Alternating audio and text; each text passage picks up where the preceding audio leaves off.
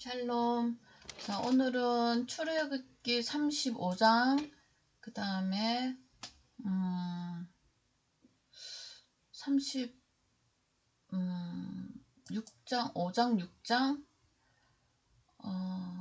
그 다음에 37장, 36장부터 이제 볼게요. 이게 다시 말해서 건축을 하잖아요. 성막 건설을 하는데 설계도를 다 받아왔잖아요. 그 설계도를 가지고 이렇게 하고 이제 그거를 지금 설계도 내용을 앞에 설명하고 36장부터 35장에서 보시면 35장에서도 마찬가지로 이런저런 이제 저기를 줬어요. 설계도를 다 줬었어요. 그리고 여기 또 나오죠. 35장에 보면 일할 사람들을 또 부르고 36장부터는 이렇게 나와요. 저기같이 하였더라. 말씀대로 하였더라. 이게 나오거든요. 37장에 또 넘어가면 양쪽에 또 만들었으니 다 만들었다 과거형으로 나오거든요.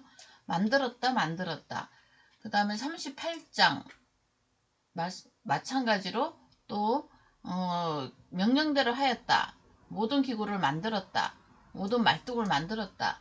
이런 하나님의 성전, 성막이죠. 움직이니까요. 하나님이 계시는 곳이죠. 만들었다. 설명수를 주고 만들었다. 이제 이렇게 하거든요. 그래서 하나님의 성전이 된 거잖아요. 그래서 나온 게 이제 성막인데 중요한 거는 여호와께서 모세에게 명령하신 대로 하였더라. 이렇게 계속 말하거든요. 이게 지금 이제 현재 우리에게 어떻게 적용하는 거냐는 거죠. 결국은 우리 마음속에 거하시는 하나님이 성전이잖아요. 그 말씀으로 내 마음을 만들었더라 이렇게 해석을 하셔야 돼요. 우리 눈에 보이는 성전 건축, 눈에 보이는 건축물 있잖아요. 그거는 하나님이 만드는 게 아니에요. 건축업자들이 만드는 거죠. 그걸 성전이라고 부르시면 안 돼요. 그래서 여호와께서 모세에게 명령하신 대로 하였더라. 이렇게 나오거든요. 결국은 모세가 그 모든 것을 본적 여호와께서 명령하신 대로 되었으므로 모세가 이제 금사를 하고 나온 거죠. 이게 이제 그 건축을 다 끝나고 나면 뭐 하죠? 금사를 하잖아요. 그것을 한 대로 되었으므로 모세가 그들에게 축복하였더라. 이렇게 말하거든요. 그러니까 이제 백성들 앞에서 이 지어진 성막을 보고 모세가 이제 다 검사를 한 거죠. 지금은 이제 어떻게 해석하죠? 모세가 이제 하나님의 지도자잖아요. 하나님이 지도자니까 그들의 성도들의 마음속에 하나님의 말씀이 제대로 안착했는지 검사한 거죠. 그걸 보고 축복하였더라. 무슨 축복을 했을까요? 하나님의 영이 너와 함께 하는구나. 정말 하나님의 영이 영혼까지 너와 함께를 바란다. 이거겠죠. 이게 이제 우리 신약의 축도잖아요. 축도 중에서 가장 아름다운 축도 하나 보고 갈까요? 가장 힘겹게 교회를 만들었던 고린도 교회 가보면 돼요. 자, 고린도 교회에서 어떻게 축도하느냐면 여기 있잖아요. 13. 모든 성도가 너에게 문안한다. 그러니까 이게 지금 고린도 교회에서 교회에서 쓰는 게 아니에요. 다른 에베소 교회인가 거기서 쓰는데 성도들이 모든 성도가 너에게 문안한다. 그러니까 이 고린도 교회가 어떤 교회인지 아시죠? 여러 가지 문제들을 다 갖고 있지만 성도로서 인사한다는 거죠. 다른 지역에서. 왜냐하면 그 성도 인간이 문제가 아니라 그 안에 계신 하나님의 능력이 성령이 너희를 온전케 하겠다는 소망찬 인사죠. 우리가 이거 개인 볼 때 이거 필요합니다. 지금 개망난이 같아도 너 안에 있는 하나님이 너를 조정할 거야. 언젠가는. 그 이제 믿음을 겸한 소망을 갖고 있는 거죠. 그래서 믿음, 소망, 사랑을 갖고 있는 성도들과의 교제. 이게 교회예요. 13절에 보시면 주 예수 그리스도의 은혜와 십자가 대속해 주신 그 사랑이죠. 새 생명을 주시는 그 은혜죠. 거듭받았으니까요. 그 십자가에서 표현하신 하나님의 사랑과 그것을 우리에게 알게 주시러 우리 안에 내주하신 성령의 교통하심이 너희 무리와 함께 하실지어다. 이 3이거든요. 성령 하나님, 성부 하나님, 성자 예수님의 이 세 존재의 춤, 그죠? 이 성령의 춤이죠.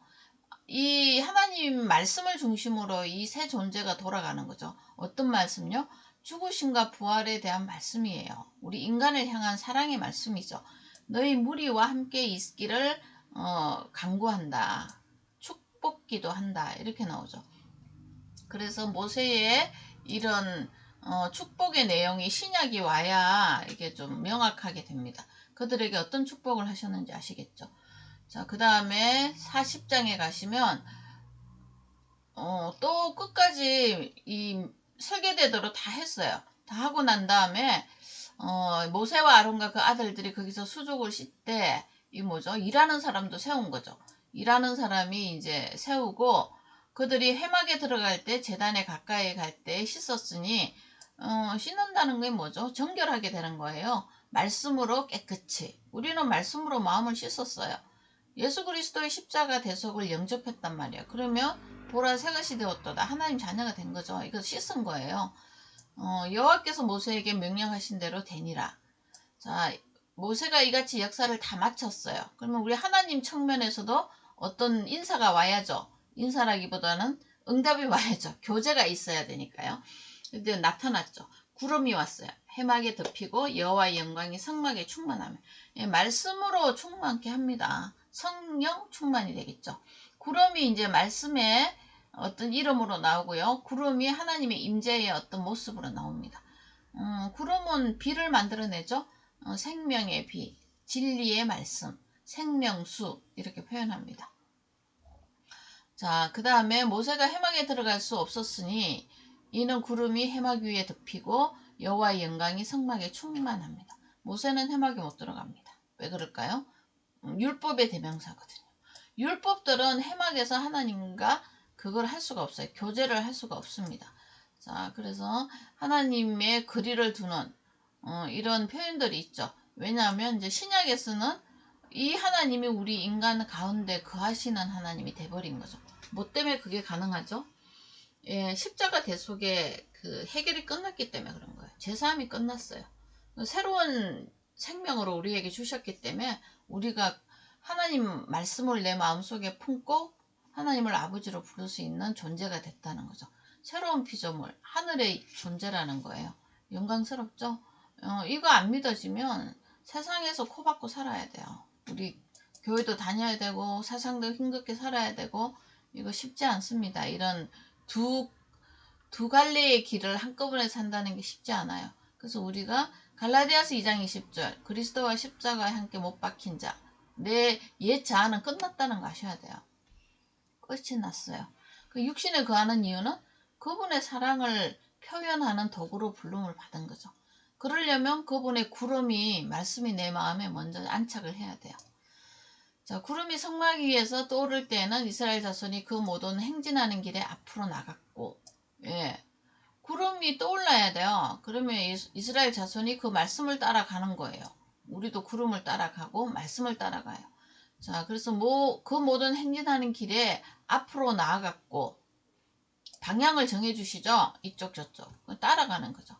그거를 이제 출애굽기 앞에는 3일길 먼저 가신 하나님, 3 죽으심과 부활 생명으로 예수 그리스도의 말씀을 믿음으로 이렇게 되는 거죠. 구름이 떠오르지 않을 때는 그냥 마냥 있어야 돼요. 이게 하나님과의 교제하는 방법입니다. 이거 아무도 몰라요.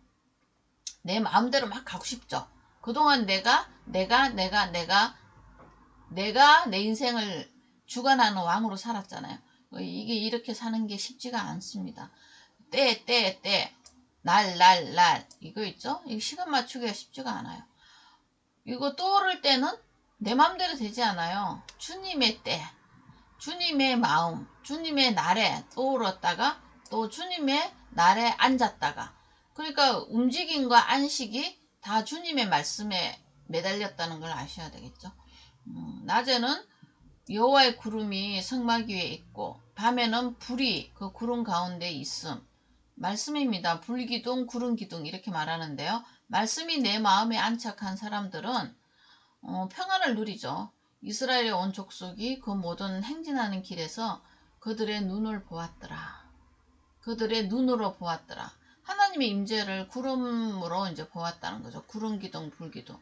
눈으로 보았는데 이제 여기서 무엇을 보아야 되죠? 하나님의 자기 백성을 보호하시고 지키시는 하나님으로 보셔야 되는 거죠.